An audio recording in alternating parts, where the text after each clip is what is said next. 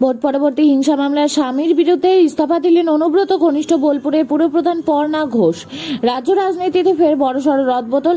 বিধানসভা নির্বাচন মিটতেই বীরভূমের জেলা রাজনীতিতে নতুন সরগোল। স্বামীর বিরুদ্ধে ভোট পরবর্তী হিংসা মামলা দায়ের হতেই বোলপুর পৌরসভার চেয়ারম্যান পদ থেকে ইস্তফা দিলেন অনুব্রত ঘনিষ্ঠ পর্ণা ঘোষ।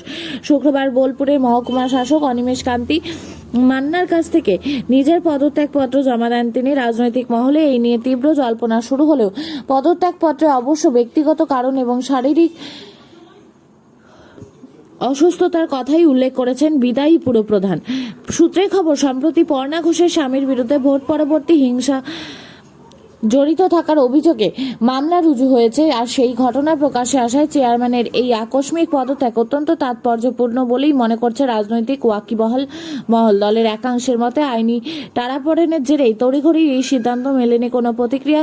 এই হাই প্রোফাইল পদত্যাগ এবং স্বামীর বিরুদ্ধে ওঠা অভিযোগ প্রসঙ্গে বিদায়ী পুরপ্রধান পর্ণা ঘোষের সাথে একাধিকবার যোগাযোগের চেষ্টা করা হলেও তার কোনো প্রতিক্রিয়া পাওয়া যায়নি। বিষয়টি নিয়ে আপাতত মুখে কুলু পেটেছে স্থানীয় তৃণমূল নেতৃত্ব।